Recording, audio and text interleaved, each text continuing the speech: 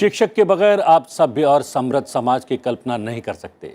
शिक्षक वो मार्गदर्शक है जो आपके जीवन का मार्ग सुगम बनाता है। शिक्षक वो किसान है जो दिमाग में ज्ञान के बीज बोता है।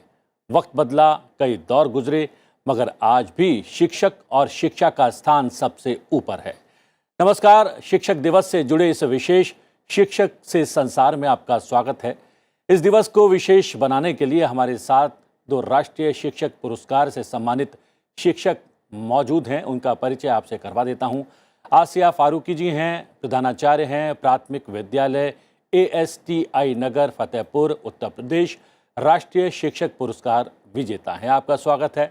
हमारे साथ डॉक्टर रीताबेन निकेश चंद्र फुलवाला भी हैं, प्राचार्य हैं, शेठ श्री PH बचकानीवाला विद्या मंदिर सूरत गुजरात, राष्ट्रीय शिक्षक पुरस्कार विजेता हैं। आप दोनों का बहुत बहुत स्वागत है और शुभकामनाएं भी।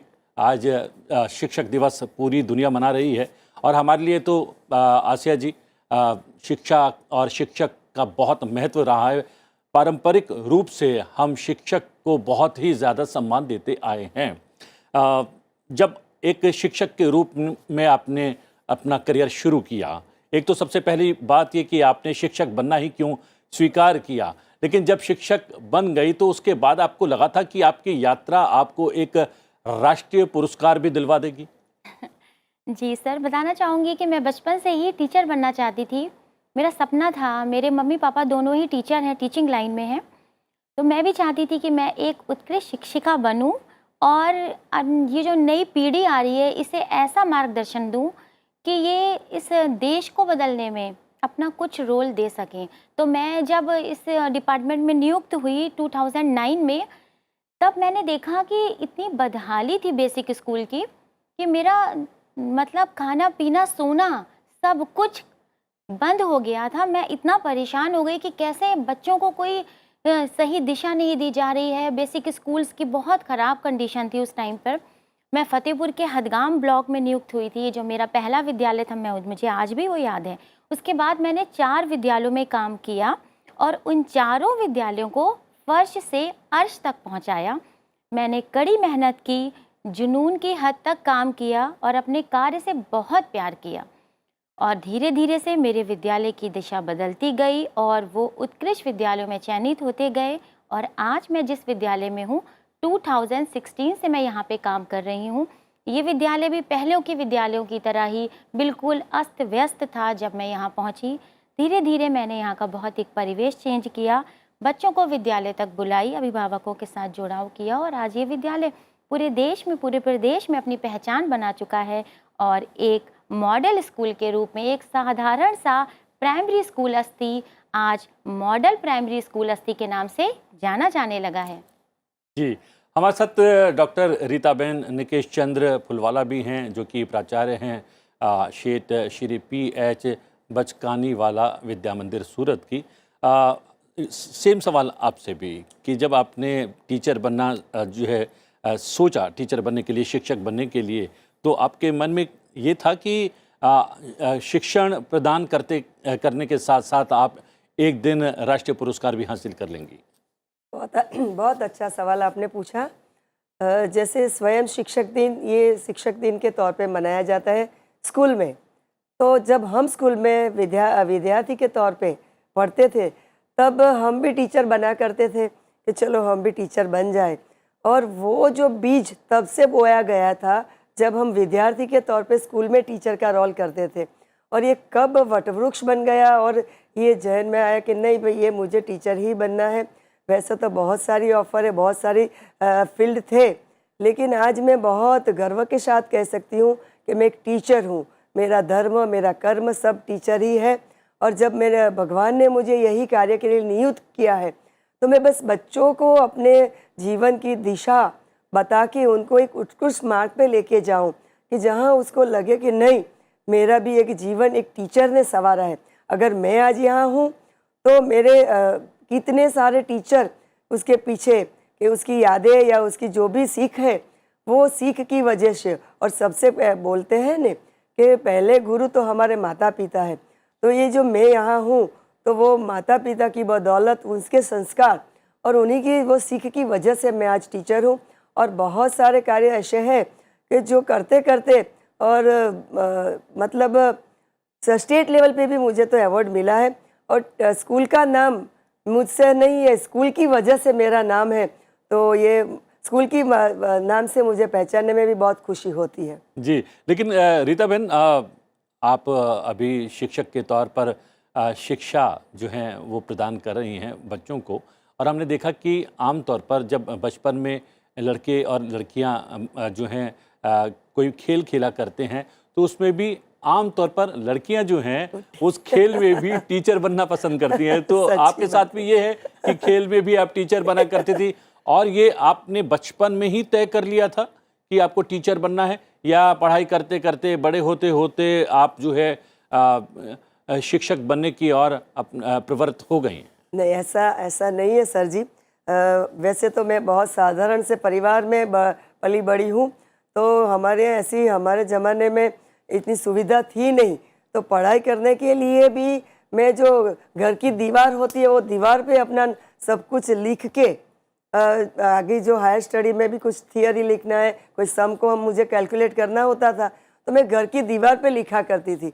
शायद वही प्रैक्टिस मुझे टीचर बनाने के लिए और आगे लेके गई और मेरा इंटरेस्ट बढ़ता गया। और मेरे वो ज़माने में तो क्या, संयुक्त परिवार, तो मैं 17 सदस्यों के परिवार से जुड़ी थी।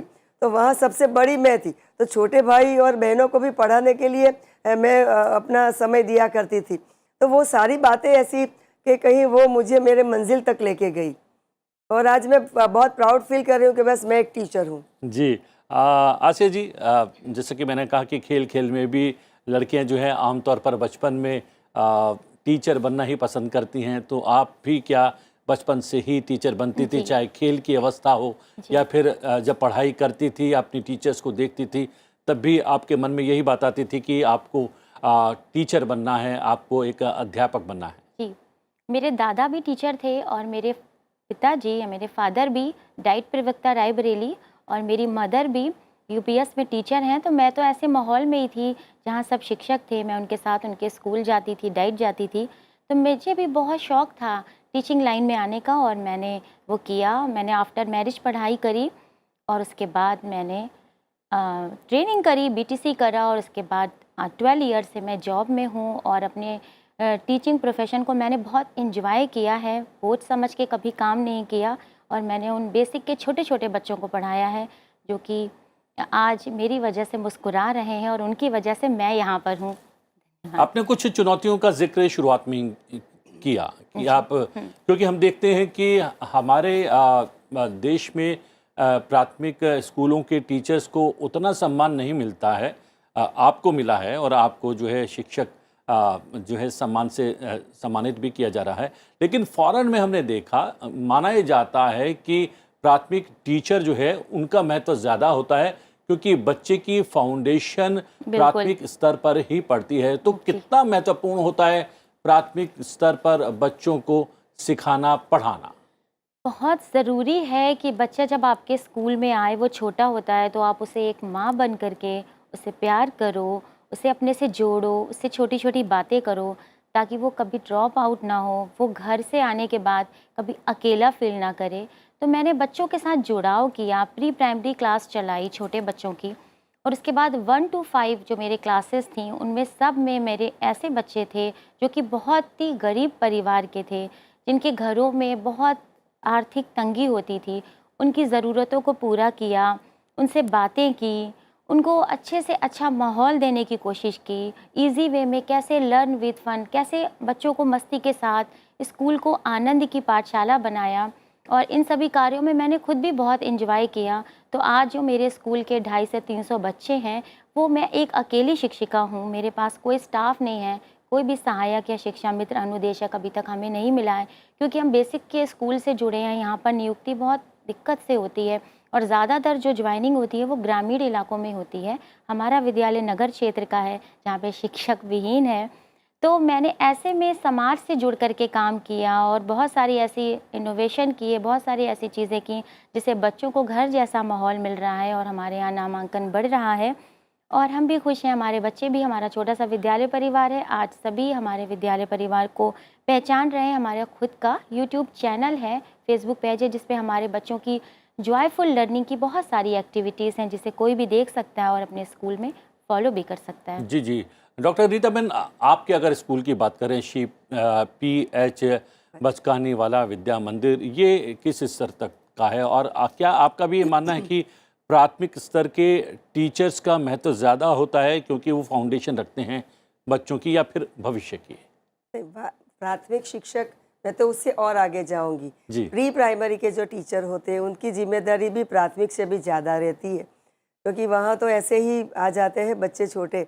और मेरी विद्यालय की व्यक्तिगत बात करूँ तो उधना में, सूरत में एक उधना इलाका है और वहाँ ये इलाका पूरा औद्योगिक विस्तार है और ये वहाँ पूरे भारत के परप्रांतियों से भरा हुआ मेरा विस्तार है। मतलब कि मिडिल क्लास और लोअर मिडिल क्लास से मेरे बच्चे आते हैं। वहाँ पेरेंट्स भी ज़्यादा कुछ पढ़े लिखे नहीं हैं और मैं बोलूँगी तो 5% भी ऐसे पेरेंट्स मुझे मिलेंगे जो कोई सरकारी नौकरी कर रहा है। बाकी सब कामदार मजदूर, और कोई टेम्पो चला रहा है, कोई सब्जी बेच रहा है। ऐसे माहौल से बच्चे आते हैं। जब मैंने ये स्कूल ज्वाइन किया था सर जी, तब 8वीं के 2 क्लास थे और 112 बच्चे थे। आज मेरे यहाँ 16 क्लासेस से ग्रांटेड और उसमें साइंस स्ट्रीम और कॉमर्स स्ट्रीम भी शामिल है और 1000 से ज़्यादा बच्चे यहाँ पढ़ रहे हैं। और मैं ज़रूर ये महत्व देती हूँ प्राथमिक शिक्षण को कि जो भी है वो बीज वहाँ से बोया जाता है और फिर हम उसको नर्चर करके, संवर्धन करके उसको आगे लेके जाते हैं। लेकिन कोई भी कक्षा के टीचर हो, अभी के माहौल में टीचर की जिम्मेदारी भी ज़्यादा है, बहुत सारे चैलेंजेस भी है। लेकिन हम जैसे चैलेंजेस में काम करेंगे उतने हम खुद भी निखरेंगे और हम भी मजबूत और हमारी स्ट्रेंथ भी बढ़ेगी, ऐसा मेरा मानना है। अच्छा जी, प्रधानमंत्री नरेंद्र मोदी से आप लोगों की भेंट भी हुई, मुलाकात हुई। उस दौरान क्या कुछ बात हुई? क्या कुछ कहा प्रधानमंत्री ने? और क्या आप लोगों को भी अपनी बात कहने का, मन की बात कहने का अवसर वहाँ पर उस मुलाकात के दौरान मिल पाया क्या? कल हम लोगों की प्रधानमंत्री जी से मुलाकात हुई। हम लोग स्कूल में मन की बात कार्यक्रम सुनते हैं, बच्चों को सुनाते हैं, उनसे मोटिवेशन लेते हैं। लेकिन कल जब उनसे मुलाकात हुई तो बहुत अक्षत ऊर्जा का संचार हुआ। बहुत तेज है प्रधानमंत्री के व्यक्तित्व में, कह सकते हैं। और उनकी जो बातें थीं, एक एक शब्द बहुत अनमोल था हम सभी शिक्षकों के लिए। उन्होंने जो भी दिशा निर्देश दिए उसे हम सब ने अपने जीवन में उतारने का संकल्प भी लिया है। उन्होंने बहुत सारे मुद्दों पे बात करी। उन्होंने जो करंट नई शिक्षा नीति है उस पर बात करी और हाँ, स्वच्छता पे बात हुई। इसके अलावा जो टेक्निकल स्किल डेवलपमेंट में कैसे हम अपने बच्चों को शिक्षा से जोड़ सकते हैं, इन सभी मुद्दों पे चर्चा की गई। उन्होंने अपने व्यूज़ बताए। इसके साथ साथ उन्होंने ये भी बताया कि जब वो पढ़ते थे तो उस समय कैसे शिक्षक हुआ करते थे और एक अच्छा शिक्षक बनने के लिए किन किन चीज़ों का पालन करना होगा। तो हम लोगों को कल एक अलग सा फीलिंग्स आई कि जब एक देश का प्रधानमंत्री हम लोगों के बीच में खड़ा होकर कंटिन्यू बोल सकते हैं, वो वहाँ पर ना बैठे, ना उन्होंने एक भी बार पानी पिया, ना रेस्ट लिया, कंटिन्यू वो 2.5 घंटे हम लोगों से बात करते रहे और हमारी सारी बातें सुनी। सभी शिक्षकों ने अपनी अपनी बात कही। तो इसलिए हमें ये लग रहा है कि प्रधानमंत्री जी का संबोधन हम लोगों के लिए बहुत अनमोल था और वो बहुत अच्छे पल थे जिन्हें हम लोगों ने कल उनके साथ बिताया। और अभी अपने विद्यालय में जाकर के हम डबल ऊर्जा के साथ काम करेंगे, उससे मोटिवेशन लेकर के अपने बच्चों के साथ कुछ नया और बेहतर करने का प्रयास करेंगे। जी जी। डॉक्टर रीताबेन, आप तो उसी प्रदेश से हैं जहाँ से प्रधानमंत्री स्वयं हैं और वहाँ पर मुख्यमंत्री के तौर पर भी उन्होंने लंबा कार्यकाल किया है। और अब जो है प्रधानमंत्री के रूप में वो जो हैं नेतृत्व कर रहे हैं, न केवल पूरे देश का बल्कि पूरा विश्व ही आजकल उनकी तरफ देख रहा है। जब आपके समक्ष थे प्रधानमंत्री तो क्या कुछ बातें हुई, क्या कुछ आपके मन में आया? अरे, प्रधानमंत्री की तो मैं बहुत बड़ी फ़ैन हूँ। मोदी भगत हूँ तो कोई अतिशयोक्ति नहीं है। और गुजरात से हूँ तो सीएम के तौर पे जब सर का कार्यकाल रहा था तो बहुत सारी ऐसी योजनाएं जो हमने सामने देखी है, सर के साथ बैठ के चयन किया हुआ है कि वांचे गुजरात, हमारे यहाँ ये जो प्रकल्प वो सर ने रखा था और हमारे बच्चे भी वहाँ सभी प्रोग्राम में पार्टिसिपेंट होते थे। स्वयं शिक्षक दिन की सेलिब्रेशन की बात करूँ तो सर ने जब कल अपने खुद के टीचर के बारे में बताया। हम तो वहाँ गुजरात से भी ये सब बातें जानती हूँ मैं। ये सर जब सीएम बने तब सर ने पहले अपने सभी शिक्षकों को इतना सम्मान दिया। पूरे गुजरात से सभी शिक्षक को वहाँ बुला के उसने सम्मान किया था। और शिक्षक दिन तो हर साल मनाया जाता है, हर साल शिक्षकों को पुरस्कार मिलता है। लेकिन जब मोदी जी हमारे यहाँ सीएम बने और ये पुरस्कार की जो तौर तरीके इतने बदले सर ने, और ये जो अवार्ड दिया जाता था उसका लाइव टेलीकास्ट होने लगा। सभी स्कूलें गुजरात की अपने स्कूल में बच्चों को और टीचर को बिठा के ये प्रोग्राम दिखा देने लगे। और तभी एक मतलब हमको भी एक ऐसी इच्छा जगी कि नहीं यार, इतना बड़ा काम तो सभी करते हैं, तो चलो हम भी ट्राई करें और हम भी अवार्ड के लिए नॉमिनेट करें। और सच्ची बताती हूँ कि 2013 में मुझे भी स्टेट लेवल का बेस्ट प्रिंसिपल अवार्ड सर के हाथों मिला हुआ है। तो उस दिन मैंने सर को बोला था कि सर ये मेरा सपना था, मेरा ड्रीम था कम्स ट्रू, और मुझे अवार्ड आप ही के हाथों से चाहिए। गवर्नर के हाथ से मैंने लिया, फिर सर के हाथ से फिर से मैंने लिया था, क्योंकि ये मेरा सपना था। क्योंकि ये प्रधानमंत्री ने कल हमारी जो क्लास ली, एक टीचर के तौर पे ऐसे सभी सब्जेक्ट को टेक्नोलॉजी से लेके, जैसे मेरे कलीग ने बताया, आसिया जी ने, कि टेक्नोलॉजी से लेके चंद्रयान से लेके एनईपी से लेके स्वच्छता से लेके एक पंच प्रण से लेके लाइफ स्किल के लिए सभी बातें, कोई ऐसी बात नहीं थी जो सर ने नहीं बताई। और जब 2023 में मुझे ये राष्ट्रीय पुरस्कार मिला है, तो मेरा वही सपना था कि जब मैं नेशनल के लिए अप्लाई करूँगी तब भी वहाँ मोदी जी होने चाहिए। और ये मेरा मतलब विथ ब्लेसिंग्स ऑफ गॉड ये हो गया मेरा। मतलब ये प्रधानमंत्री ऊर्जावान है, प्रज्ञावान है, और सभी किताबें इतनी सारी लिखते हैं और प्रभावित सभी हैं। मतलब कि आज हमारे पूरे देश में नहीं, पूरे विश्व में भारतीयों का जो डंका और भारतीयों को जो रिस्पेक्ट मिल रही है due to Modi ji. I respect Modi ji. Asiya ji, प्रधानमंत्री ने बहुत पहले एक बात कही थी कि आप जो है पुरस्कार प्राप्त करने के लिए या फिर कुछ बनने के लिए काम ना करें। आप जब काम करेंगे, बेहतर काम करेंगे, अच्छा काम करेंगे, तो आपको जो है अच्छा करने के लिए भी मिल जाएगा और आप पुरस्कृत भी हो जाएंगे। प्रधानमंत्री जी का हमेशा से कहना रहा है कि कर्तव्य निष्ठा से काम करो, सम्मान खुद ब खुद मिलेगा। जब हम कोई भी काम निस्वार्थ भाव से करते हैं, जिसमें हमारा कोई स्वार्थ नहीं होता है, हम बच्चों के लिए करते हैं, समाज के लिए करते हैं, अपनी खुशी के लिए करते हैं, तो हम सम्मान के लिए तो हम सोचे ही नहीं, सम्मान तो हमें मिलना ही मिलना है। तो मैंने अपने कार्य से प्यार किया। जैसा कि मैंने बताया, मैंने ये नहीं सोचा था कि 2023 का नेशनल अवार्ड मैं जीत जाऊंगी। बताऊं, मैंने जब सिर्फ 2 या 3 दिन रह गए थे इस अवार्ड की डेट, लास्ट डेट थी, तब मैंने अपने बीएसए के कहने पर इस अवार्ड को भरा। मुझे लगता था कि अभी मुझे और काम करना है, मैं नहीं अभी डालूंगी। तो उसमें जब आपने फॉर्म भरा, इसके लिए अप्लाई किया, तो आपने क्या कुछ उसमें मेंशन किया? जी, मैं काम हमेशा से सभी चीज़ों में करती आई हूँ। सिर्फ मैंने ये नहीं कि मैंने स्कूल में काम किया है, अपनी बाउंड्री के अंदर काम किया है, ऐसा नहीं है। मैंने स्कूल के बाहर कम्युनिटी में काम किया है, बाहर के समाज में काम किया है, उन गरीब महिलाओं के लिए काम किया है, उन अशिक्षित अभिभावकों के लिए काम किया है जो मेरे स्कूल में आकर के अंगूठा लगा के जाते थे। मैंने उन्हें पढ़ाया, उन्हें शिक्षा से जोड़ा। तो जब मैं ये काम करती थी, कोरोना के पीरियड में बताऊं, मेरे विद्यालय में बहुत ख़राब कंडीशन हो गई थी, क्योंकि सबके काम धंधे बंद हो गए थे और औरतें घर बैठी थी। वो जो उनके हस्बैंड थे वो कुछ कर नहीं रहे थे, उनके पास कोई भी जरिया नहीं था रोज़गार का। तब मैंने उनको स्कूल में बुला करके कैंप लगवाए और रोज़गार से जोड़ा। सिलाई कढ़ाई कुरेशिया, उनको मशीनें प्रोवाइड करती और उनको सिलाई कढ़ाई सिखा करके उनके जो बैग होते थे, मास्क होते थे, वो जो भी सामान सजावटी बनाती थी, उन्हें मार्केट तक भेजती थी और इससे उनको रोज़गार मिलता था। वो अपने पैरों पे खड़ी होती थी और ये सिलसिला अब जारी हो गया है।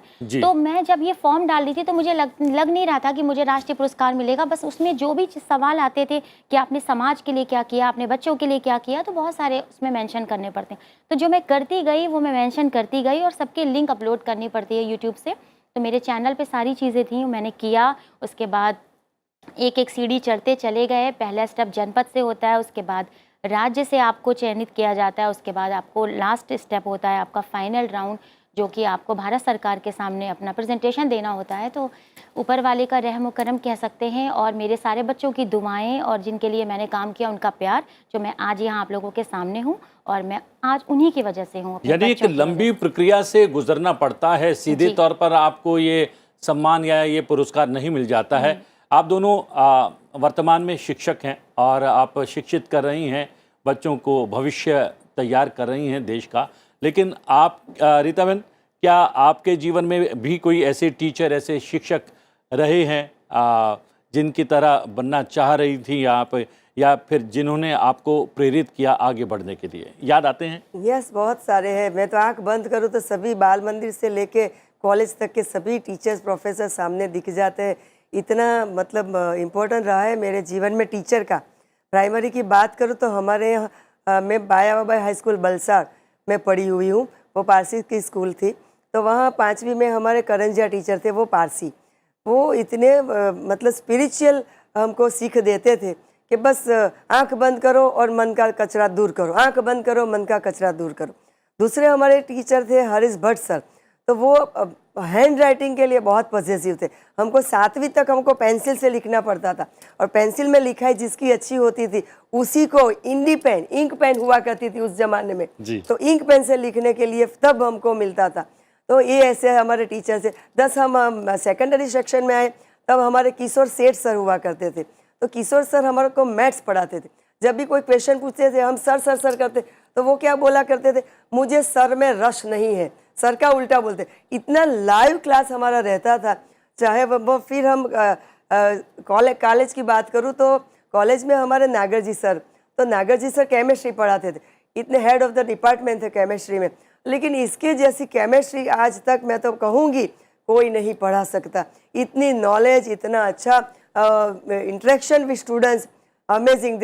सो मैनी टीचर्स आर देयर कि अभी मैं उसको याद करूँ तो इतनी बड़ी लिस्ट है कि प्रोग्राम लंबा हो जाएगा। क्या आशा जी ये बात सही है कि पढ़ाया जब जाता है तब उसमें रस होना चाहिए, तभी कनेक्ट बनता है बच्चों से? बिल्कुल। तो वो रस कैसे टीचर के तौर पर? इंटरेस्टिंग, मैंने आपको पहले भी बताया कि जॉयफुल लर्निंग अगर हम छोटे बच्चों के साथ करेंगे, तो मैं पपेट का इस्तेमाल करती हूँ अपने स्कूल में, म्यूज़िक का इस्तेमाल करती हूँ, आर्ट एंड क्राफ्ट का इस्तेमाल करती हूँ, और उसके बाद मैंने कुछ बुक्स लिखी हैं जिन्हें मैंने लर्न विद फन का नाम दिया है। तो वो बुक्स में कैसे हम फन से बच्चों को पढ़ा सकते हैं, कैसे नए इनोवेटिंग आइडियाज़ निकाल सकते हैं बच्चों के साथ। जैसे उसमें क्या कुछ रहता है? जैसे कि हमने कोई भी चैप्टर पढ़ाया है, हमें गांधी जी के बारे में पढ़ाना है बच्चों को, तो हमने कविता के रूप में उनके पूरे पार्ट को चेंज कर दिया है। बाल गंगाधर तिलक के बारे में पढ़ाना है, तो उनका जन्म से लेकर उनके सारे कार्य को हमने कविता के रूप में सुर और लय के साथ हम पढ़ाते हैं बच्चों को। तो ये जो क्या बुक ये है, मौका भी है, दस्तूर भी है जी। क्या कोई ऐसी कविता आपको याद है, या फिर आपने कहा संगीत के माध्यम से भी शिक्षा आप प्रदान करते हैं? कोई ऐसा जैसे गीत? बच्चियां हैं तो वो इस टाइप से, पहुंचना है मुझे चांद पे पर नई उड़ान अभी बाकी है, पूरा आसमान अभी बाकी है, लोग कहते हैं बेटियां कुछ नहीं कर सकती, बनाना अपनी पहचान अभी बाकी है, मेरी ज़िंदगी की उड़ान अभी बाकी है।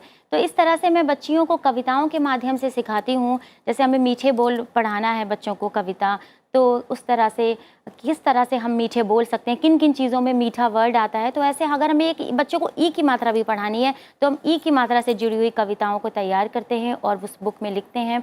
इसके साथ साथ हमने बहुत सारी कविताएं लिखी हैं, बुक्स लिखी हैं, जैसे बाल किलकारी है, नन्हे जादूगर है, नन्ही दुनिया का जादुई सफ़र है। तो मुझे राइटिंग का शौक है। बताना चाहूँगी मेरे बड़े पापा शमसुर रहमान फारूकी जो बहुत बड़े राइटर थे, उन्हें पद्म श्री अवार्ड भी मिला है और उन्हें भी प्रतिभा पाटिल द्वारा राष्ट्रपति सम्मान मिला था 94 में।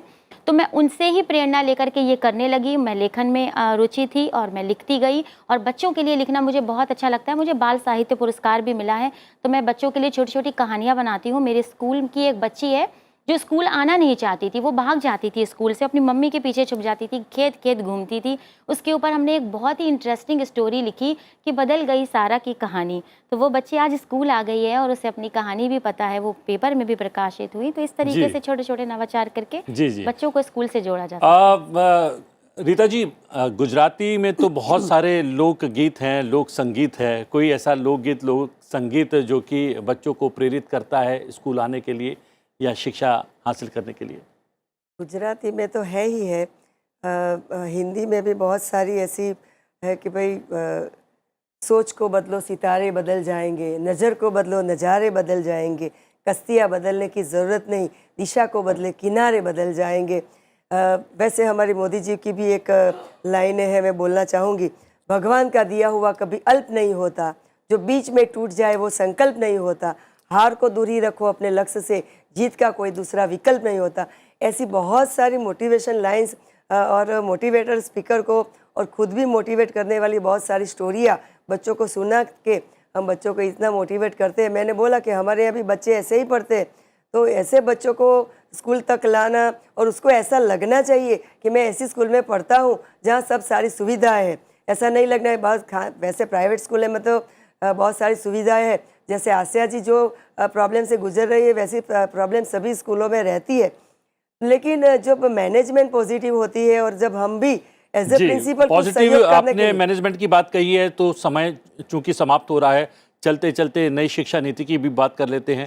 कितनी महत्वपूर्ण है और क्या आपके स्कूलों में नई शिक्षा नीति पर काम शुरू हो गया है? बहुत संक्षिप्त में। यस, देखो नई शिक्षण नीति 34 साल बाद आई है, तो बहुत बहुत बधाई सरकार को और सब मतलब जिसने ये आयोजन किया हुआ है। इसमें बहुत बड़ी और अहम बात ये है मदर टंग, मातृभाषा में जो उसको इम्पोर्टेंट दिया गया है वो बहुत बढ़िया है। दूसरी इसमें जो अच्छी बात वो है कि बच्चा अगर कोई भी सेक्शन में से छूट जाता है उसका अभ्यास, तो वो कभी भी कहीं से भी वो आपका खुद का अभ्यास रिस्टार्ट कर सकता है। वो जितना भी पढ़ा है उसको सर्टिफिकेट मिलता है, वो आगे पढ़ने के लिए उसके द्वार हमेशा खुले रहते हैं। दो चार बातें बहुत अच्छी है जो सच्ची में अगर मतलब क्या बोलते हैं उसको ठीक तरीके से उसको लागू किया जाए तो उससे बहुत अच्छे परिणाम आगामी दिनों में आने वाले और भारत का बहुत बढ़िया निर्माण होने वाला है। अच्छा जी।